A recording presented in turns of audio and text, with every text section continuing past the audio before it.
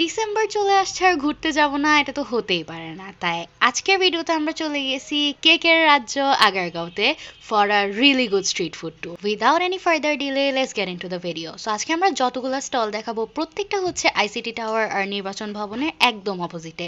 এখানে অনেকগুলো স্টলস আছে, তোমাদের যেখানে ইচ্ছা যাইতে পারবা। কিন্তু আমরা গেছিলাম 16 ডিসেম্বর, সো সেদিন ছিল বিজয় দিবস, সেজন্য একটু বেশি ক্রাউডেড ছিল। আই এম নট শিওর এটা অন্য দিনে নর্মাল থাকে কিনা।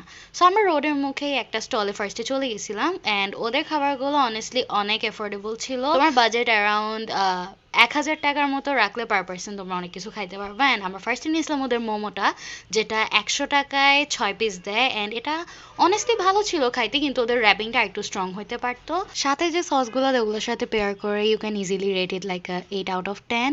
অ্যান্ড এরপরে উই ট্রাইড দেয়ার 60 টাকার মিনি বার্গার, যেটা অনেস্টলি অনেক মজা ছিল। সো দাম হিসেবে আর রেট এটা 9 out of 10।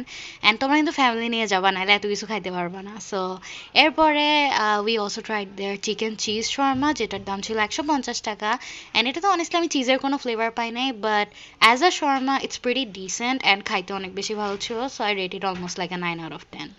Then we tried their 100 টাকা regular meat box, which was really good, and other sausage-টা had a really good snap and এটা loaded ছিল, so must try একটা জিনিস, like you have to try it.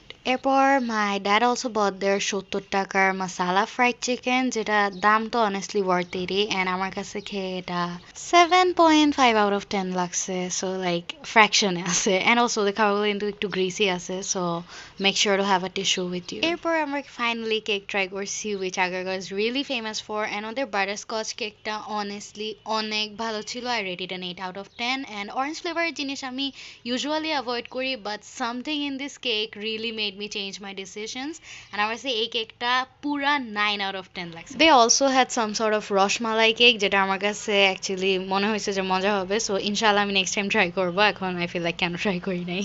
and then ওই ঈদ ব্লগের ভিখারি বাচ্চাটা আমাদের কাছে আবার চলে আসছে, so এবার we again blessed him with some food, and দেখো অ্যাটিটিউড দেখাইতেছে। we also tried their 30 টাকার ডাবের পুডিং। তোমরা এটা খাইলে কেকের আগে খাইও, কারণ কেক খাওয়ার পর এটা আসলে মিষ্টিটা পাইতেছিলাম না।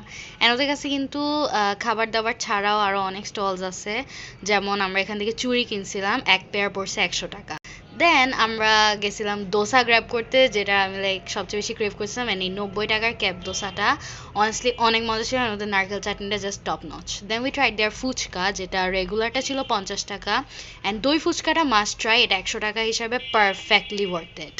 এতক্ষণে আসলে সন্ধ্যা হয়ে গেছিল, but we couldn't resist but get some kebabs. So ওদের তন্দুরি কাবাবটা ছিল 140 টাকা, রেশমি কাবাব ছিল 150 টাকা, অ্যান্ড হরিয়ালি ছিল 140। রেশমি কাবাবটা আমার কাছে বেস্ট লাগছে, সো তোমরা গেলে মাস্ট ট্রাই ইট। ওরা কিন্তু তন্দুরি চাও সেল করে, যেটা 50 টাকা কাপ, ইউ গাইস ক্যান ট্রাই, যদিও আমি খাই নাই। এরপরে হাঁটতে হাঁটতে we found an ice cream stall and we had to get some, যদিও শীতকাল, বাট ইউ নো সাইকোস। দেন আই গট 65 টাকার এই চকলেট কোনটা, দেন এই বাচ্চাটাকে আমরা একটা মাছও কিনে দিছিলাম, and you can never go wrong with chocolate cone, so just try it, এটা always a 10 on 10 for me. And then আমরা হচ্ছে এখানে কেন জানি আজারের কিছু ক্লিপস নিচ্ছিলাম, দেন ভিখারি বাচ্চা সেট যে ও আমাদের ক্যামেরায় থাকতে চাই, so we took some shots with him. And yeah, so that's pretty much it for that day. And actually, we had a really good time because final exam শেষ, December চলে, শীতকালে আইসক্রিম খাওয়ার মজাই আলাদা। So if you guys are going to Agargao, do let me know, and next time গেলে আমার কি কি ট্রাই করা উচিত অবশ্যই কমেন্টে জানাবা। So till then, take care of yourself and bye.